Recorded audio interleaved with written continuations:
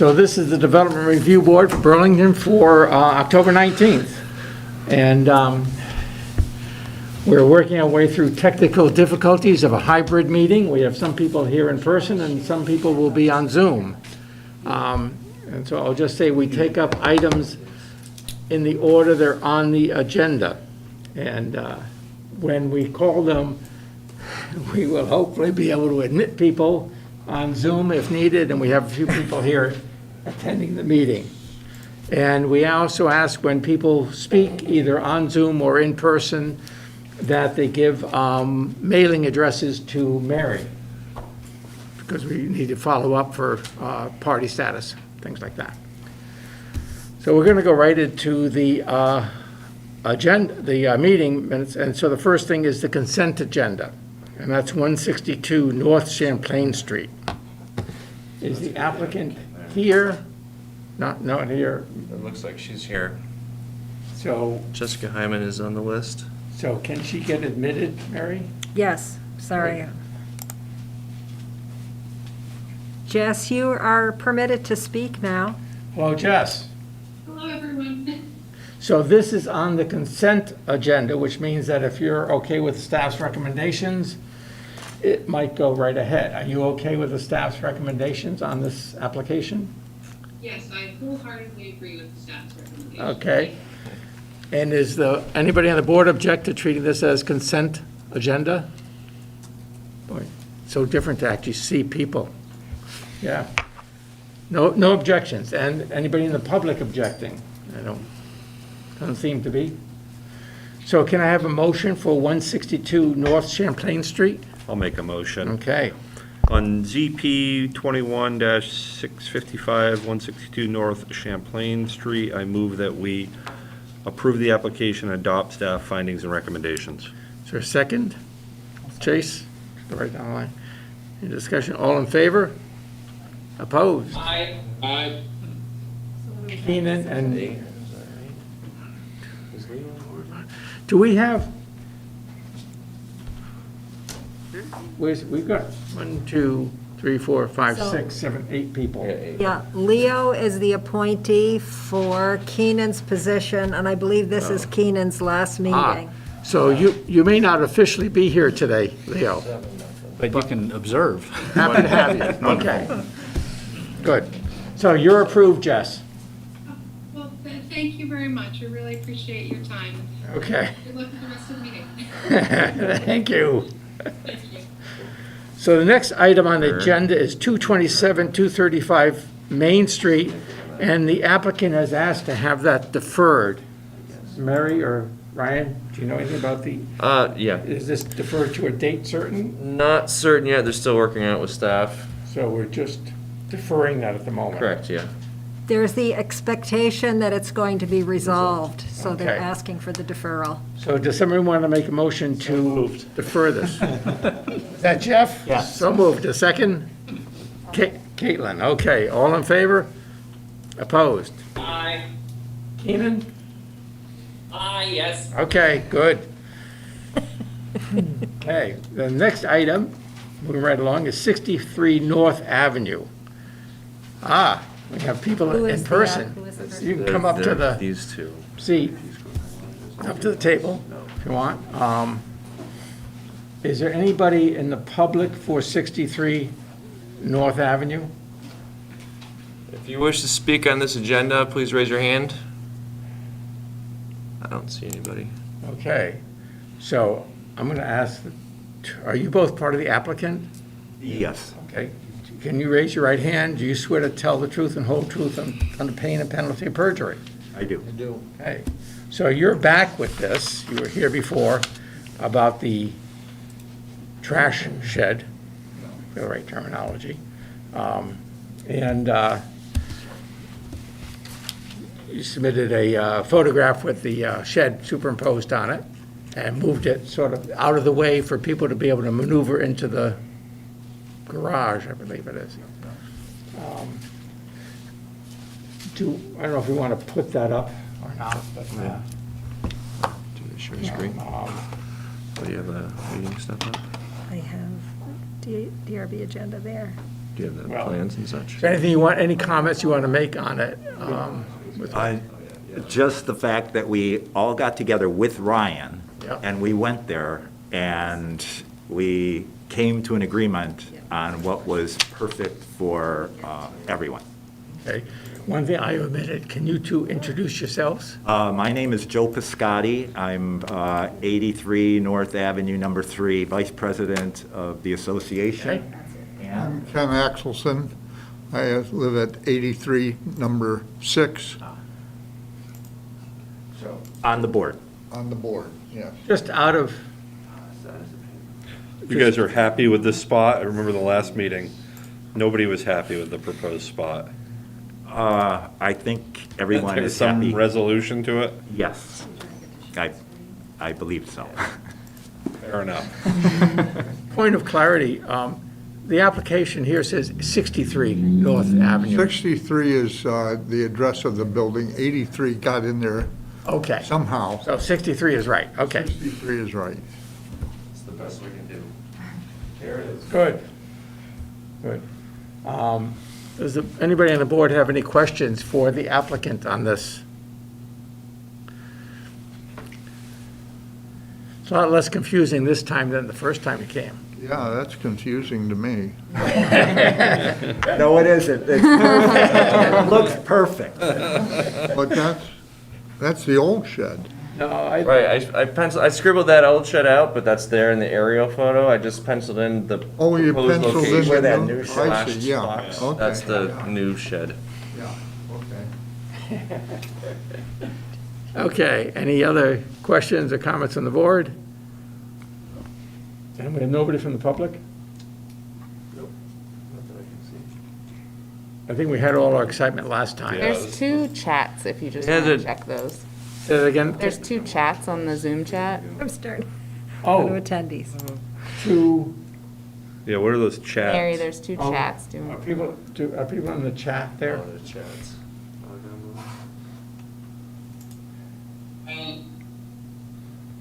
AJ, did you want to say something? That was before the meeting starting. Trust me, I'm very happy that we're not having this debate again on this project. Mark Hall's an attorney, but he hasn't, He commented about just being asked if he could be heard, but he was for the project we just deferred, I think. So,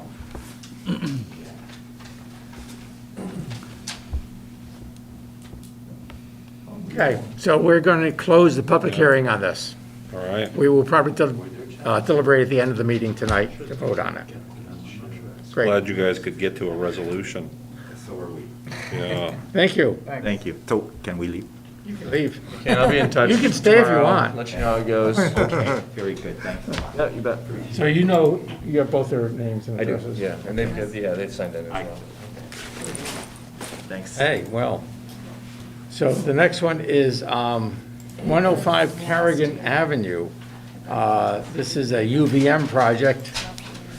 Do we have somebody here from UVM? Yep, there are. So if we go, where'd she go, Lonnie? Lonnie's, Dang it. No, you're super clicker. I am. Hi, Lonnie.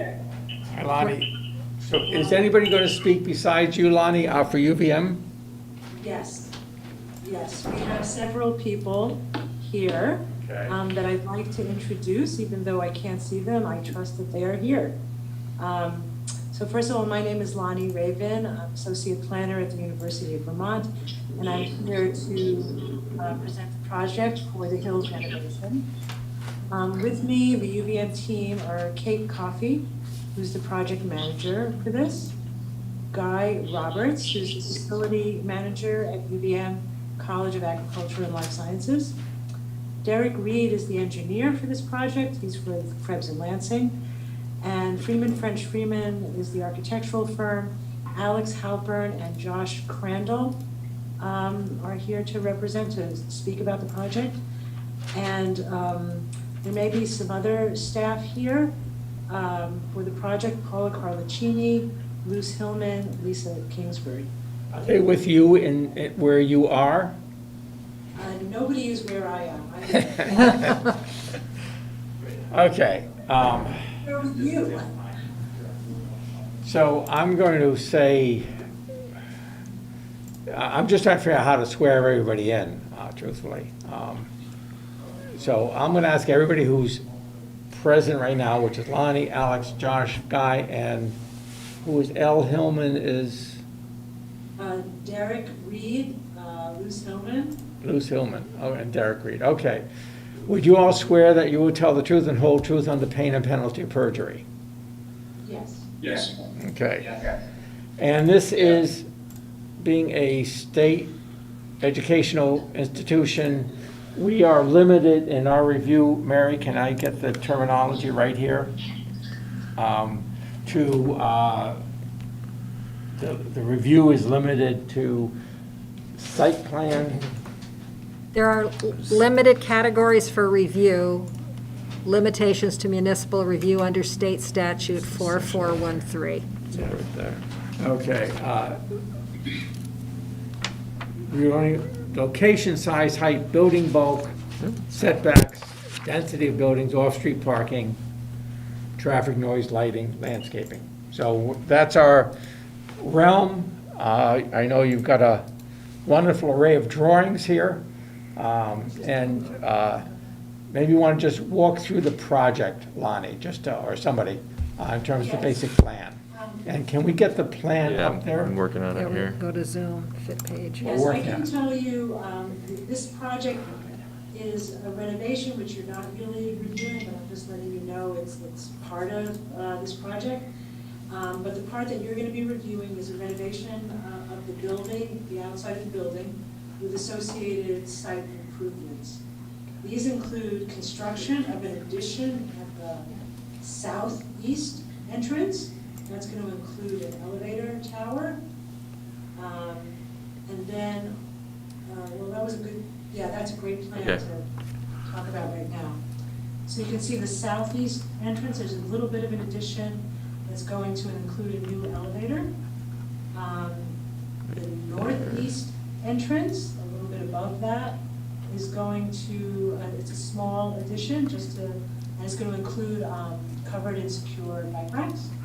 And the southwest is a slightly larger construction in addition to the lobby to expand that entrance and create both an accessible, a more accessible way to come in and also create some lobby space. There will be a few site improvements that include construction of new sidewalks, utilities, landscaping, which includes curricular landscaping, and installation of a new generator on the north. And these will improve accessibility overall. And there are some parking improvements. We're swapping out parking, we're redoing the site. The net result will be one extra parking space, plus a few of the existing parking spaces going to be modified to be ADA accessible or compatible. And we will be adding that one net new space to the upcoming gym when it comes through. So it'll be counted and put into the gym. So you can, are there any questions about that? No, Looks great. sounds good. Okay. So as you know, Hills is centrally located on Central Campus along several outdoor and indoor circulation routes. Carrigan Drive is the north and east road that you can see in the plan. And there are a few other buildings such as Rowell, Gibbon, HSRF, and a few more. There's also an internal circulation route through some of the buildings that you can see here. Hills was built in 1950, and we've been working collaboratively with the Vermont Division of Historic Preservation on this project, and they're pretty excited about it. So I'd also, before we go into the nuts and bolts of the project, I'd just like to note that the university has reviewed staff comments, and in general, we accept all conditions. We have already submitted information regarding the rooftop mechanical units. And regarding screening, we're going to go into it a little bit more, but we'd like to explain a little bit more about what's going on up there on the roof a little bit later in this presentation. At this point, I'd like to ask Guy Roberts, the facility manager at the College of Agriculture and Life Sciences, to talk a little bit about why this project is important to the university and to the city. Oh, my name's Guy Roberts. As Lonnie just said, I'm the facilities manager for the College of Ag and Life Sciences. And this project is going to be important for the university and in particular for the College of Ag and Life Sciences in two ways. First, we're going to be creating an institute within the building that's focused on stimulating entrepreneurship. And there are a couple entrepreneurship programs already going on in the building, so this will extend those. And the Institute's goal is to guide the students and faculty to create new business opportunities that could potentially build Vermont's economy. Second, the renovation project is going to provide a home for a new USDA-sponsored food systems program. And the University of Vermont was recently selected to host a branch of USDA's Agricultural Research Service here at Burlington. And the focus of that ARS, Agricultural Research Service program, is on food systems. And the goal of that program is threefold: to increase the diversity and nutritional quality of locally grown foods, improve the access to high-quality ag products for low-income residents, and to understand how regional farms can become more resilient to climate change. And if you have any questions, I'm happy to answer. Can someone say more about the purpose of the generator? It's not really described in the application. I know UVM recently removed a renewable wind turbine, and I'm interested in why you're now putting in a diesel generator. We can get to that. I'd like the architect to go over the entire plan, and then that'll be put more in its correct context. Is that okay? Sure, thanks. So I think Alex Halpern from Friedman Freeman Architects can maybe walk us through the project. Or this is actually Josh Crandall. Oh, I'm sorry. Yeah, no, I'm here.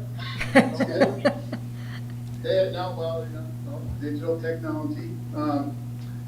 So yeah, no, it's a historic restoration project, mostly an interior renovation, but we are restoring the outside building with new windows. And from a site perspective, on the west, we're creating new accessible walkways to get to the building. It'll go all the way to the new connector, which connects Benedict Auditorium to Hills Agricultural Science. There's a connector that exists there today. We're just making it a little bit wider and putting more glass to really announce it as a main entrance to the building and make it accessible. On the east side of the building, we are creating a new elevator. The elevator that's there today is out of date in terms of code and accessibility, so we're putting a new elevator on that side of the building. We're keeping the existing stairs. There will be some, excuse me, getting out of a car here. There will be some lobby space in that tall 3-story elevator tower. And then on the northeast side, there is a small 1-story entry vestibule with the parking, like Lonnie noted. On the road area to the east on Carrigan Drive, we are creating some more accessible parking spaces to even more enhance the building for accessibility. To the south of the building, that connector between Benedict Auditorium and Hills will also have an entrance to existing walkways.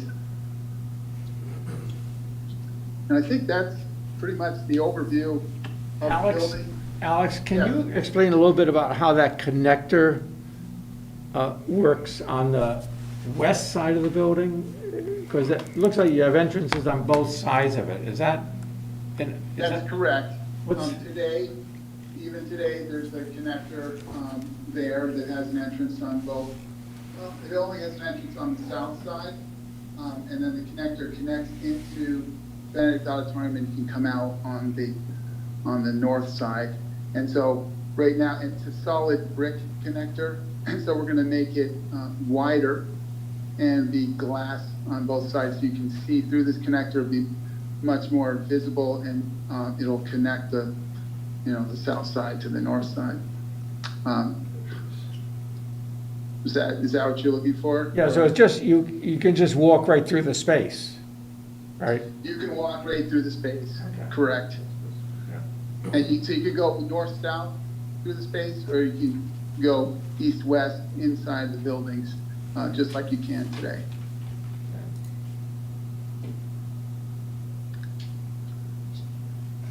And are you the one who's going to explain the roof? Sure, yeah, the roof, mechanical equipment is placed on the roof of the building. And these, we've gone over, we had a number of options, three primary options on how to place the mechanical equipment for this project. We looked at it on the ground, looked at it in different configurations on the building. And together with historic preservation, we arrived at where we are today with the units kind of centered on the high roof, which minimized their presence. And we looked at screening the units to just, it will help in any way. And in fact, it just made them, they're pretty much, if you're on ground level today, looking up at the building, there's pretty good parapet area, screens the majority of the unit. But if you put the screening on, you need to keep that away from the unit to give it its clearance space. And now, so then the units became even more of a presence. And historic, so we showed those options to historic, and they said definitely no, let's stick with it, the straight up unit. The units themselves are relatively clean boxes with some doors on them, and we've located them as best we can to keep them not visible. They are visible, you can see them from certain angles, and we've showed that in what we presented.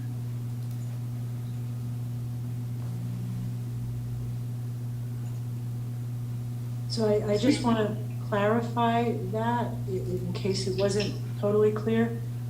If we put on screening, the screening would be closer to the edge of the roof. So it would loom larger, Yeah. number one. And number two, there's a question of, there's also a question of snow being not able to be cleared, and so then we could have a weight problem. So that's true. these don't really work in this particular instance.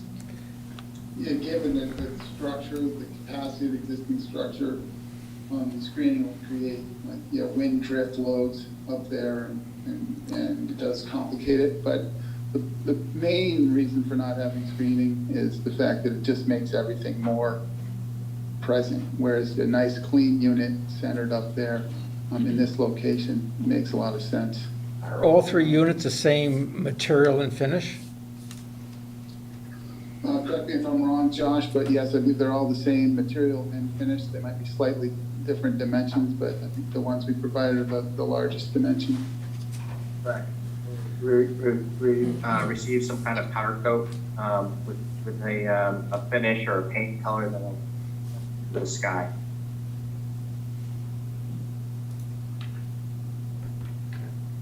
Alex, did you hear that question? It was a little garbled. Oh, maybe Josh. I thought Josh responded, but yeah, the finish. Yeah, would be Josh the same. responded. Yeah. I think a type of powder coated finish. It's like a light gray that we'll be able to pick, and we're trying to pick something that blends well with Vermont skies. Is there any information on the sound levels from that equipment? So we have we've done a baseline sound recording. We have an acoustic engineer on the project, so we've taken baseline measurements, and then we'll be working with our engineers to control that to the best we can moving forward. We do not have them yet at this point. So how do we address, one of the things we're required to look at is noise. I know the university has had issues with noise on some mechanical equipment, mostly external to the campus. This one seems much more internal, but we're required to look at the noise impacts of your activities. So what information do you have for us now to be able to say there's not a noise concern? May I address that? This is in the middle of the campus, So similar to the central heating plant, we did noise abatement on that too. And while we don't have information yet, if you walk there now, there is a certain amount of noise, and we're going to be trying very hard to keep it close to the existing amount of noise. And I believe the noise requirements, correct me if I'm wrong, shouldn't they be measured at the edge of the property? And if you go to the edge of the UVM property, I don't think you're gonna be able to hear anything. So that's in general. Alex, if you want to address more, then please, more specific than please do that. No, I think that's accurate, Lonnie. I mean, we don't know the exact impact. Our goal is to minimize it and make it, as close to no difference as possible. It probably will be slightly different. There are fans on that building today. There are fans on the building to the west, which is Marsh. There are fans on the building to the south. There are fans on the building to the east, and there are fans on the building to the north. So this building is lower than the surrounding building, so it's really in a kind of a pocket. So we need to fine tune the actual equipment, and then we can certainly submit those findings if there are, what they are. Great. And get your input. That could be, I think that might be an approach. I'll have the same question about the generator, so I think some follow-up on the noise, even if it's a submission, to confirm noise levels are, as you're representing, going to be below existing. Something along those lines would be fine. I don't know that they would be below existing. We would be aiming to make them as close as possible to that. In terms of the generator, the generator is there for life safety power and for limited research equipment power. So there's some refrigerators and some equipment, but it's not a full-blown power of the building if central power goes down. Can everyone hear me? This is Josh. I just wanted to add that we're locating the generator in a small parking area in the north, which is the natural well. So that will help isolate the sound as well. So we can also give you sound levels. We've done baseline sound levels. I don't know if we've done baseline sound levels for this project at the edge of the property line. So we should do that too. And then when we get more information, we'll be happy to give it to you. I believe we should give you the sound levels at the edge of the property. Is that correct? Or, I don't know if there's a specific distance other than the edge of the property that you want. I guess that's a question to Burlington staff. Yeah, that's something we'll discuss at deliberative, too. Okay, but we're happy to give you more information when we have it. And as the sound levels will primarily affect people on UVM property, we are very interested in getting it to be as close as possible to what we have today. Great. Okay. No other questions on this part so far? No? So landscaping, is that something you're going to go into? Bonnie? Yes. I don't know what your next step is in this. Okay. I have one question for Alex. I'm just curious. I think on the connector there, I think it was phrased as wood look siding. Am I phrasing that right, Alex? Yes. What does that mean? So there's a couple of products, Josh could tell you the name. I think it might be called Neolith. So it's like it's a sintered stone that we're looking at this time. Another option is it's a photographic metal panel, aluminum panel, where it's really etched in. It's the same material we used on the South End City Market. Not the same pattern, but the same material. So this is a UV fast process where the image is really integrated into the material itself, and it's very durable, doesn't fade, and so you can get pretty much any look you want. So we were thinking of that for the wood look. Okay. From the outside of the building. Okay. That helps clarify it. Thank you. You're welcome. Alex or Josh, can you talk about the landscaping? Sure. The landscaping is largely as it is today. It's a highly academic landscape with a lot of open green space. Since this is a teaching landscape, we're taking pains to maintain some of the specimens that are used to facilitate the teaching classes, and also protect some of the nicer trees. That being said, we are adding trees, and we are choosing some to be taken down that have reached their maturity and are otherwise in decline. So those are the broad strokes in terms of the planting types. We're also using the plantings to reinforce the entrances and site circulation. So in this plan, you can see on the northwest side of the site, we're using the plantings to reinforce both that historical facade and the north-south axis, our alley that's leading to the connector building. On the east side of the building, you can see that the trees and the plantings are being used to frame the new entrances. Does that answer your question? I'd also like to add about the sidewalks, the walkways are there to emphasize the new lobby entrance and also to provide accessibility. On the north end of the building, there's going to be a large classroom, so we want to have good and safe and accessible access to everything. That's right. And we're really trying to keep a lot of the hardscape that we can to minimize the amount of disruption to the existing.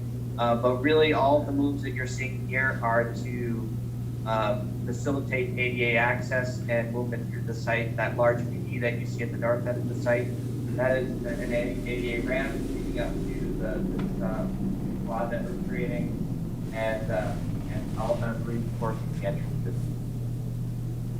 And the other thing that I'd like to point out, that at every entrance we have bike racks. Most of these are short-term bike parking. They're the inverted U's, the standard for UVM. And at the northeast end, there's some covered, secure, long-term bike parking. Is it correct, Lonnie, that most of there's not much grading change for this project in terms of the construction, with the exception of that one sort of handicap ramp at the north end of the building? Would that be correct? That's correct. I'm asking that because yeah. Go ahead. Josh will address this question. Yeah, I'm sorry, can you hear me all right? Yeah. Yes. Okay, so yeah, the grading is really located there at that large P, which is an ADA ramp up Carrigan Drive, and also a slight amount of grading at the ADA parking spots to the south east. Otherwise, you can see much of the localized grading land disturbance is at the walkway, so it's very limited. I was just asking because you're leaving a lot of existing trees next to new walks, and That's right, and that's exactly why we're trying to limit our disturbance. We're also activating the courtyard. There's a very beautiful courtyard to the south of Hills, and we're adding walkways to activate it a little bit more. So it's a little more accessible to people in the area. And the existing landscaping is pretty nice, and we want to preserve that kind of feeling of very calm, quiet, collegial kind of atmosphere.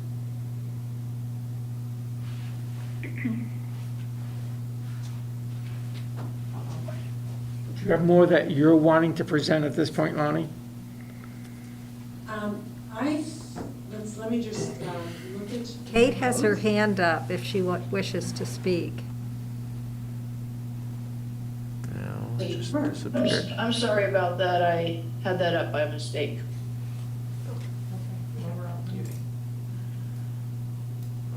Lonnie, you're still looking Yeah, at. I think that we've addressed any of all the staff comments. You did ask about the wind turbine and the generator. The wind turbine, this is not really connected to this project, but that ended its lifespan. We love the wind generator, the wind turbine. It's one of the first projects that I permitted, so I'm very attached to it. But because it was so long ago, it just doesn't work. It didn't work anymore. And like you saw, the generator on the north is only for emergency and life safety purposes. Does that answer your question? It does. I don't think we have purview over this, but I'm interested in whether you considered any renewable options or, battery storage instead of a fossil fuel unit for that generator. There are other options that are not fossil fuel based. Well, we are going through Act 250, and they do require a very high standard of energy efficiency. This is allowed, and Kate or Alex, please jump in if there's anything that I'm missing. But I do believe that we do have to take care of emergencies, and that would be this way.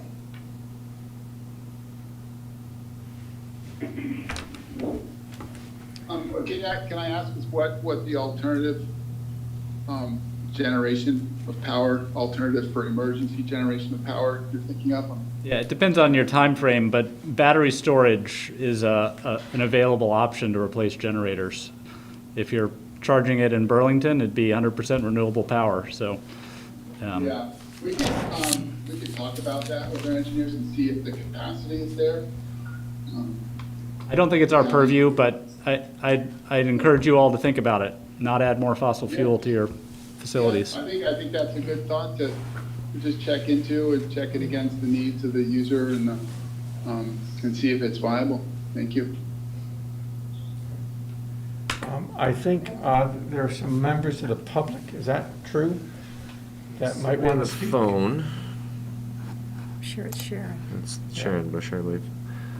Sharon, are you unmuted? Can you speak? I think so. Can you hear me? Yes, okay. So this is Sharon Boucher, right? Right, but I wasn't sure if this was the time to jump into this conversation. I can wait. I think we're trying. To the public. I think I'm asking for public comments now, and then we'll go back to the applicant.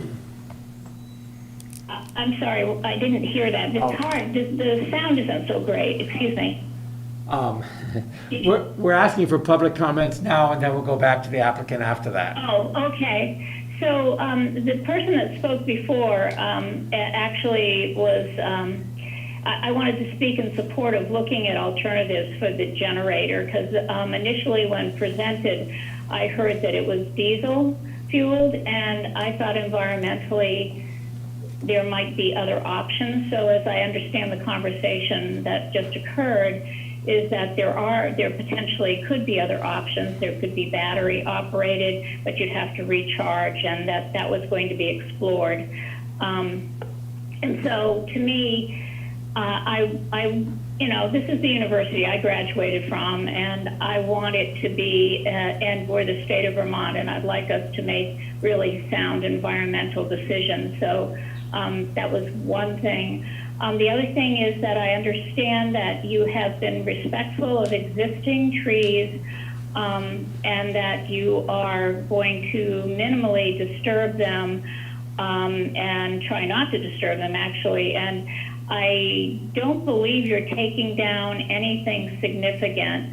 I am a little gun shy because of what happened at the old Delta Psi project, which is the alumni house, where all those big, beautiful trees were removed. So I just, once again, I really value our state, and I value the tree and what it does for our environment. So I'm just speaking in support of landscaping that is respectful and development that considers it. Other than that, I went to UVM. Hills was where the botany department was, and so I think it's really germane to have landscaping and vegetation that represents and reflects all of that history. So thank you. Thank you. Are there others from the public who wish to speak? Do we know? I don't see any other hands We have raised. 5 chats. Is any of that relevant? That's Passed. that's already passed. That's from Okay. before this. Good. Yep. Okay. So no other public comments at this point. No other hands are Okay. raised. Are there any questions from the board for the applicant? Any? Lonnie, is there anything that you or your team would like to add at this point? I'd just like to say that, we do need to provide for life safety. We're interested in looking at options, but we have to weigh that against, the needs, but we're certainly open to exploring options. I will add that I've worked on some projects where battery storage is being used to replace generators. And you can gang together a lot of batteries and get a lot of power out of it, so there are other options. So. Okay. Yeah, I think at this time, I think I can't really confer with my colleagues, but if anybody on the UVM team has anything to add, please do so. Okay. We're not hearing anything. I think we're set at this point. So I will thank you all for the presentation. I will close the public hearing. Thank you. And with that, unless we have any other business, we'll welcome Leo Sprinzen. I have to see it Very written much. down. Yes, yes. I'm A sorry, new board member. could you just quickly say your names? I'm gonna look at your faces all. So, Jeff, Caitlin. Chase. Brooks. Brad, and Ryan, good to see you again. Good to see you. and Keenan. Keenan, is this your last meeting? This is my last meeting. Well, we will miss you, Keenan. It's been a pleasure serving on the board with all of you. Yeah, sorry to see you go. Now, you're moving to South Burlington, is that what happened? No, I'm moving to Oregon. Oregon, oh, well, South Burlington, Oregon, I guess it's sort of the same thing. Well, when do you move? We're headed out west on October 29th. Wow, well, enjoy it out there. And with that, Thank you. we'll close the public hearing. Close the meeting, Recording stopped. so we're done. Okay, so. Staff offers our apologies. 2 of us are doing the obligations of 4 tonight, so thank you for your patience while we tag team. So we have 2 things.